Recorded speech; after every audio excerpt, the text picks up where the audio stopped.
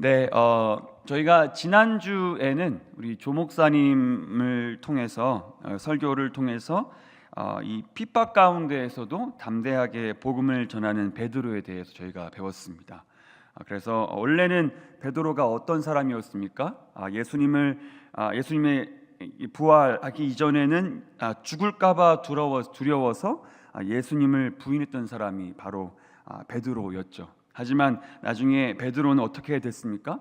베드로는 그 수많은 핍박 가운데서도 담대하게 복음을 전하는 사람으로 바뀌었다는 것을 우리가 말씀 통해서 알게 됐죠. 그리고 이런 베드로를 사용하기 원하신 분이 바로 예수님 이신라는 겁니다. 그래서 베드로는 이제 복음의 증인으로 살아가게 됐죠. 그래서 담대하게 이렇게 말하지 않습니까? 다른 이름을 주신 적이 없다. 우리에게 구원받을 수 있는 이름을 다른 이름을 주신 적이 없다라고 담대하게 말하는 그런 사람이 된 것이 바로 하나님께서 베드로를 통해서 말씀으로 우리에게 보여주신 이야기가 바로 지난주 이야기였습니다.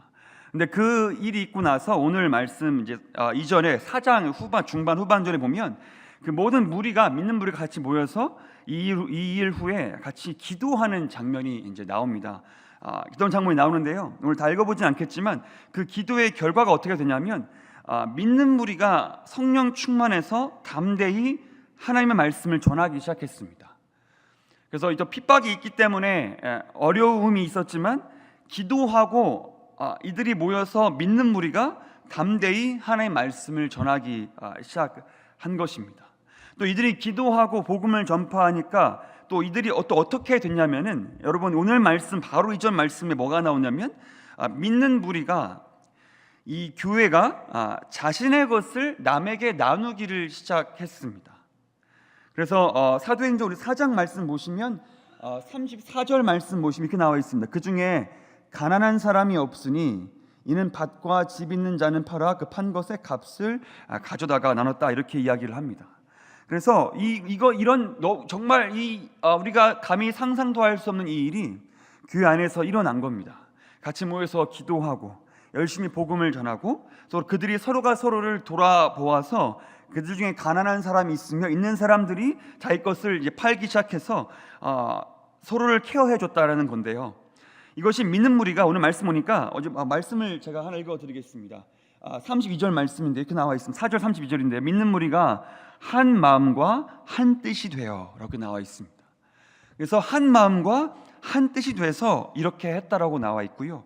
또한 믿는 무리가 한 마음과 한 뜻이 됐는데 이것을 자발적으로 했다고 했습니다. 자기가 가지고 있는 것을 내어놓고 없는 사람을 도와준 이 일을 누가 시켜서 한 것이 아니고 이 크리스천들이 한 마음과 한 뜻이 돼서 자발적으로 했다라고 그렇게 나와 있습니다. 오늘 말씀 바로 전에 이 바나바 예시도 보면 그렇게 나와 있거든요. 바나바가 자기가 있는 것을 팔아서 사도들 앞에 가지고 나왔다고 이렇게 나와 있습니다.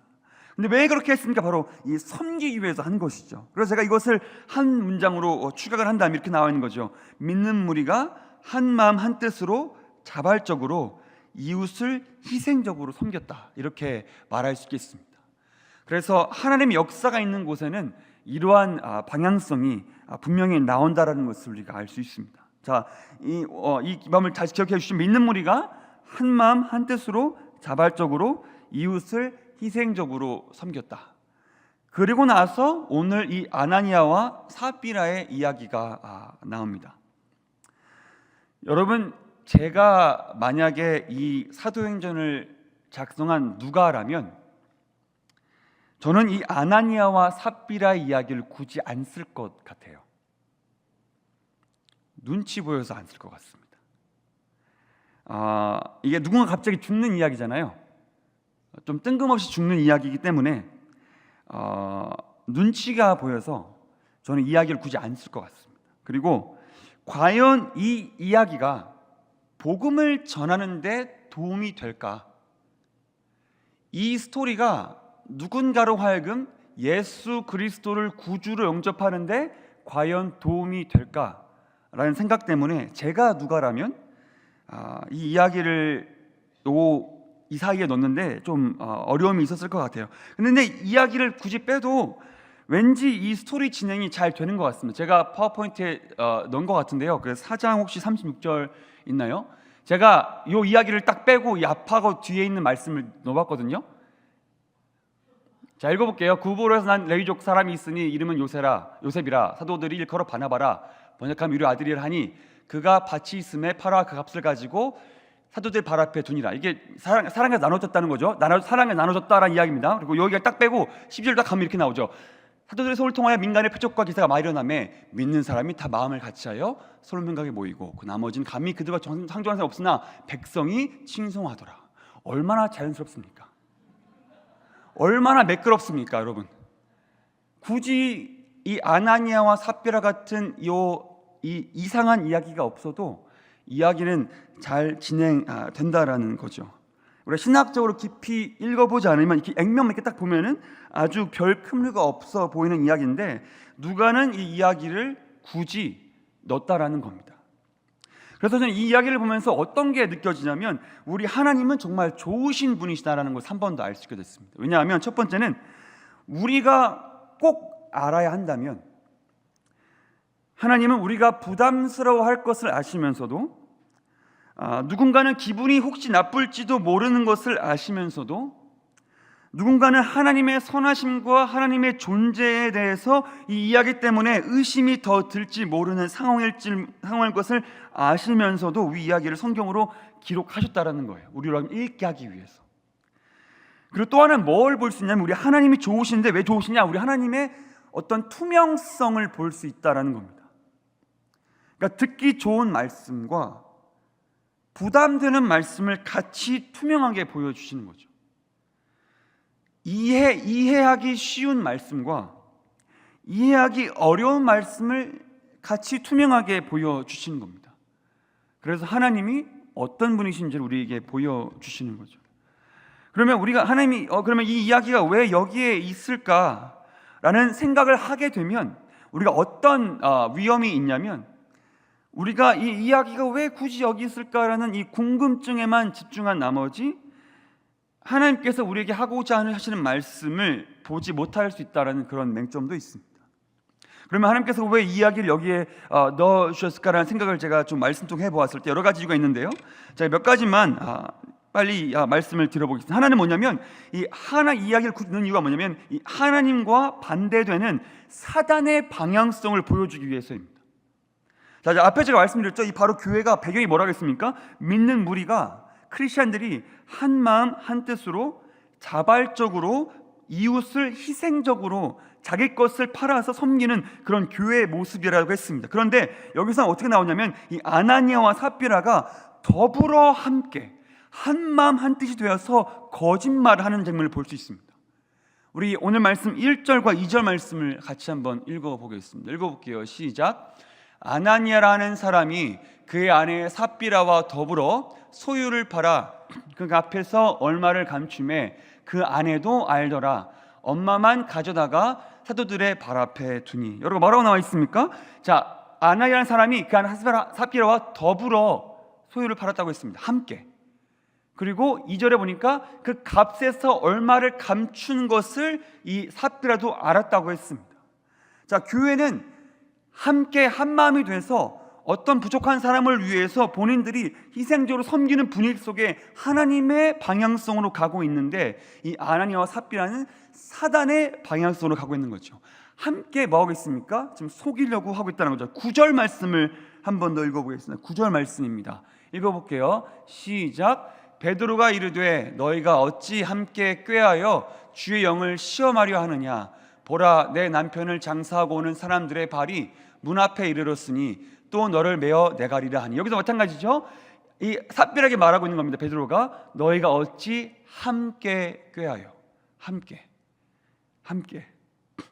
그러니까 이들은 지금 자신들의 욕심을 부리고 사람들에게는 거짓말로 칭송을 받을 준비를 하고 있는 거죠.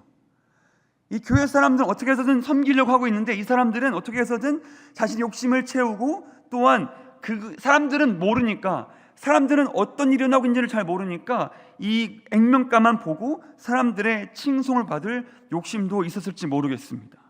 그래서 이것을 이용하게 되면 결국 교회가 결국 이 아나니아 삽비라 이것을 인용하고 허용하게 되면 앞으로는 교회가 하나님 방향성으로 나아가지 못한다라는 거죠.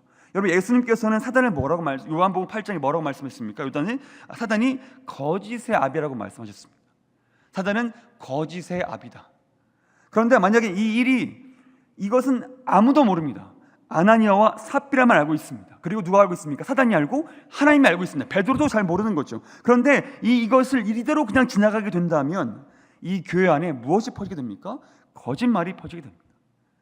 열심히 사랑으로 섬기고자 하는 마음은 조금씩 줄어들고, 이 정도 거짓말해서 해도 되겠지라는 마음이 커지면서 나중에는 걷잡을 수 없는 일이 될 수 있다는 것이죠. 그렇기 때문에 이 이야기를 통해서 우리는 하나님의 방향과 방향성과 잘 반대되는 방향성을 우리가 알게 된다는 겁니다. 또 두 번째는 뭘 보게 되냐면 베드로가 죄를 지적하는 모습을 우리가 보게 됩니다. 누군가의 죄가 잘못된 것을 드러내고 지적하는 것을 보게 되는 거죠. 우리 3절과 4절 말씀을 같이 한번 읽어보겠습니다. 시작. 베드로가 이르되 아나니아야, 어찌하여 사탄이 내 마음에 가득하여 내가 성령을 속이고 땅값 얼마를 감추었느냐. 땅이 이대로 있을 때에는 내 땅이 아니며 판 후에도 내 마음대로 할 수가 없더냐. 어찌하여 이 일을 내 마음에 두었느냐. 사람에게 거짓말한 것이 아니요 하나님께로다. 이렇게 말하고 있습니다. 자, 베드로가 죄를 지적하는 모습, 어떤 한 사람의 죄가 있는 것을 지적하는 모습 우리가 통해서 우리가 배울 수 있는 거죠. 우리가 처음에 이 베드로가 뭐라고 말하고 있습니까? 아나니아 어찌하여 사탄이 내 마음에 가득하여 라고 말하고 있죠. 굉장히 직설적으로 말하고 있습니다. 사탄이 내 마음에 가득하여 이렇게 말하고 있고요. 또 뭐라고 말하고 있습니까? 내가 성령을 속이고 라고 이렇게 말하고 있습니다. 또 뭐라고 말하냐면 이 재산은 원래 네 거 아니냐? 누가 달라고 한 적이 있느냐? 너가 300불어치 팔았으면 네가 300불어치만 내놓으면, 그렇게 마음에 감동이 있으면 그만큼 하면 되고 500불어치면 그만큼 하면 되는데 왜 속였느냐? 왜 속였느냐라고 이렇게 말하고 있는 거죠. 그러면서 뭐라고 말하고 있습니까? 너가 지금 이렇게 한 것은 사람에게 거짓말한 것이 아니요 하나님께로다 라고 말하고 있는 것을 볼 수 있습니다. 그래서 이 베드로가 옛날에는 죽을까 봐 두려워 도망쳤던 사람이 이제는 복음 앞에 담대히 설 뿐만 아니라 또 어떻게 합니까? 누군가의 잘못을 담대하게 앞에서 지적할 수 있는 그러한 리더가 됐다는 것을 우리가 알 수 있습니다. 그리고 그걸 통해서 우리도 배울 수 있는 것이죠. 또 하나 있습니다. 뭡니까? 이렇게 함을 통해서 뭘 드러내고 있습니까? 바로 숨겨져 있는 이 사단의 일을 드러내는 것을 볼 수 있습니다. 하나님을 절대로 속일 수 없다라고 말하고 있고요. 사단의 일이 이 숨겨진 일을 드러내는 것을 볼 수 있고요. 마지막에 있습니다. 무엇을 드러내냐면 듣는 사람들이 하나님을 두려워하게 됐습니다. 이 일 때문에. 5절과 11절 말씀입니다. 5절부터 한번 읽어보겠습니다. 시작. 아나니아가 이 말을 듣고 엎드러져 혼이 떠나니 이 일을 듣는 사람이 다 크게 두려워하더라. 자, 이 일을 들은 사람이 어떻게 했다고 합니까? 두려웠다고 했습니다. 우리 11절 말씀도 같이 읽어보겠습니다. 시작. 온 교회와 이 일을 듣는 사람들이 다 크게 두려워하니라. 그러니까 이 일의 결국이 뭡니까? 하나님을 두려워하겠다고 했습니다. 여기 이거 베드로가 죽인 게 아니에요. 베드로는 그냥 처음에 아나니아에게 얘기했을 때 너 죽을 거야 이렇게 말하지 않았습니다. 왜 그렇게 했느냐 하니까 그냥 죽었습니다. 그럼 두 번째는 이제 베드로가 그렇게 보고 삽비는 그렇게 말했지만요. 그러니까 하나님이 일하신 겁니다. 근데 이 일 때문에, 이 복음 때문에 이 일이 있고 나서 결국 사람들이 하나님을 두려워하게 됐는데요. 정말 중요한 사건이 있습니다. 바로 이 일이 있고 나서 12절부터 14절까지 말씀인데 제가 넣었군요. 잘 됐습니다. 네, 우리 같이 한번 읽어보겠습니다. 읽어볼게요. 시작. 사도들의 손을 통하여 민간의 표적과 기사가 많이 일어나매 믿는 사람이 다 마음을 같이하여 솔로몬 행각에 모이고 그 나머지는 감히 그들과 상종하는 사람이 없으나 백성이 칭송하더라. 믿고 주께로 나오는 자가 더 많으니 남녀의 큰 무리더라. 아멘. 자, 이 일이 있으면 우리가 생각할 때는 왜 이런 일이 있는가, 이런 일 때문에 사람들이 성경을 읽고 하나님을 떠나지 않겠는가라고 싶지만 여기서 뭐라고 나와 있습니까? 12절 14절도 뭐라고 나옵니까? 사람들이 더 많이 주께로 나왔다고 했습니다. 우리의 생각으로는 이런 일이 있으면 우리가 100% 지금 21세기에 살고 있는 우리의 머리로 다 이해할 수 없는 일이 일어난 것 때문에 사람들이 예수님을 믿지 않을 것 같지만, 오늘 말씀 무엇을 말하고 있습니까? 이 이후에 더 많은 기적이 일어나고 사람들의 칭송을 받고 믿고 주께로 나아가는 자가 더 많으니 남녀의 큰 무리더라, 이렇게 나오는 것을 볼 수 있습니다. 사람들이 하나님을 떠나는 것이 아니라 오히려 더 많은 사람들이 하나님께 나왔다는 것을 우리는 볼 수 있죠. 여러분, 그러면 이 말씀을 통해서 하나님이 오늘 나한테는 무엇을 말씀하고 싶으실까? 첫 번째는 몇 가지를 정리해 왔는데, 첫 번째는 이것입니다. 계속해서 우리는 한 뜻으로 자발적으로 이웃을 희생적으로 섬겨야 한다는 겁니다. 우리 새교회 안에 또 주변에 도움이 필요한 사람들을 우리는 이 사도교회가 했던 것처럼 동일하게 우리 하나님께서 마음에 감동 주시는 대로 우리가 한마음 한뜻으로 서로를 섬기고 희생적으로 서로의 기도하며 섬겨야 한다는 겁니다. 제가 오늘 여러분 넥타이를 하지 않았습니다. 제가 오늘 좀 개인적인 이유로 넥타이를 하지 않았는데요, 요거를 좀 이해해 주셨으면 좋겠습니다. 근데 제가 오늘 조금 찬양도 하기 힘든 일이 있었는데, 우리 유석 형제가 아주 갑자기 전화 와가지고 목사님 제가 하겠습니다 해가지고 얼마나 희생적으로 와줘가지고 갑자기 또 우리 찬양팀원들 얼마나 갑자기 할렐루야 이런 교회로 다니고 있습니다. 여러분, 이런 교회를 희생적으로 한마음 한뜻으로 희생하는 교회 우리 다니고 있습니다. 이처럼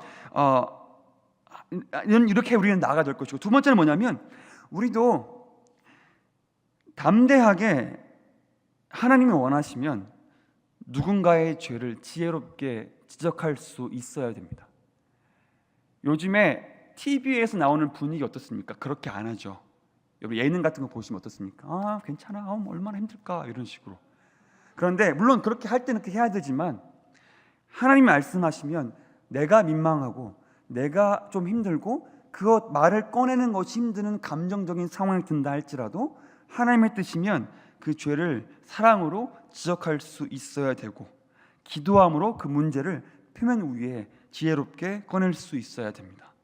베드로가 그렇게 했던 것처럼요. 또 하나 무엇이냐면 내 속 마음과 삶의 모든 계획을 다 하신 하나님을 우리는 두려워할 줄 알아야 됩니다. 물론 우리를 아나니아 삽비라처럼 죽이지 않으신다 할지라도 우리는 하나님을 건강한 만큼 두려워할 줄 알아야 됩니다. 그리고 또 뭐가 있냐면, 이렇게 삶의 방향으로 살고 있는 나를 통해서 사람들이 주님께 더 돌아올 것을 기대해야 됩니다. 내가 이렇게 사는 것이 사람들이 혹시 받아주지 않을 것처럼 느껴질지 모르지만, 하나님의 말씀에 기록된 대로 인다면 이러한 부족한 나를 통해서 내가 하지만 그럼에도 불구하고 주 앞에 순종함으로 자발적으로 사랑하고, 힘들지만 누군가의 죄를 정말 지적해야 한다면 몰래라도 가서 1대1로 얘기하면서 사랑으로 지적하고 용서하고 사랑할 수 있고, 또 하나님을 내가 건강하게 두려워하고 주님을 사랑할 수 있다면 이런 나를 통해서 사람들이 부족하지만 그럼에도 주님께 더 돌아올 수 있다는 것을 기대하며 하나님의 말씀에 순종하며 이러한 방향성으로 살아가야 되겠습니다. 그리고 마지막으로, 이러한 어려운 말씀을 주신 것은 하나님이 나를 사랑하시기 때문에 그렇습니다. 하나님이 내가 미워서를 말씀을 주신 것이 아니라, 지금은 우리가 100% 이것을 이해하지 못한다고 왜 하나님이 이런 말씀을 주셨냐고 우리가 주님 앞에 수많은 질문을 내던질 수 있을지 모르겠지만, 그럼에도 불구하고 주님은 우리를 사랑하시기 때문에 이러한 말씀을 우리에게 주셔서 이 말씀을 통해서 우리로 하여금 이 말씀을 살아낼 때 우리를 통해서 하나님께서 우리 주변에 잃어버린 영혼들을 주님께로 인도해 주실 줄로 믿습니다. 여러분, 우리도 베드로와 같을 때가 얼마나 많이 있었습니까?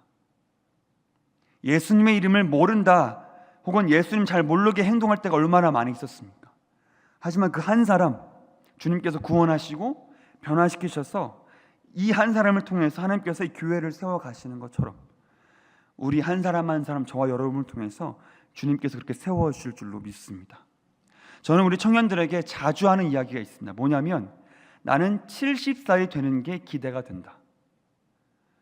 내가 앞으로 30년이 지나면 지금의 저의 젊음은 사라지고 사람들이 저에게 집중하는 집중도는 떨어질 거고 누군가는 우리 TV에서 흔히 말하는 뒷방늙은이라고 말할지 모르겠지만 70이 됐을 때 그때쯤 됐을 때는 내가 지금보다 얼마나 더 주님을 닮아 있을까? 그리고 나를 통해서 얼마나 많은 사람들이 한 명 한 명 예수님을 믿게 될까? 내 외모는 소처에 가지만 내 속사람은 얼마나 예수 그리스도를 더 닮아갈까라는 소망이 있습니다. 저희 청년부가 어제 내일 저 이제 청년부 양육반을 시작했고요. 다음 주에 세례반을 시작했습니다. 저는 몸이 조금 힘들지만 마음에 엄청난 큰 기대가 있습니다. 왜 그렇습니까? 지금까지 부족한 이충만 목사를 만들어 주시고 오늘 이 40살까지 인도해 주신 그 주님과 그 말씀이 어떻게 하나님께서 부족하지만 이들에게 말씀하실까? 또 이번에 우리 세례반 듣는 사람들 중에 2명 정도가 믿지 않는 청년들이 세례반에 함께 하는데 이들이 이걸 들으면서 부족하지만 지금까지 나와 함께 하신 주님을 통해서 이들이 예수님을 어떻게 언제 믿게 될까라는 기대감이 있습니다. 하지만 그것이 이충만 목사라서 그렇습니까? 아니요. 여러분 한 사람 한 사람에게 주님께서 동일하게 일하고 계십니다. 우리가 낙담하는 건 사단의 일입니다. 하지만 예수님 안에서 복음 때문에 소망을 갖고 사는 건 그건 하나님의 역사의 줄로 믿습니다.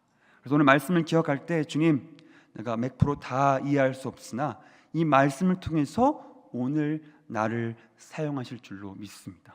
그 예수님 가신 길 내가 같이 따라가면서 좀 뜻대로 살아갈 줄로 믿습니다라고 기도할 수 있는 우리 모든 세계 성도되기를 주님의 이름으로 축원합니다.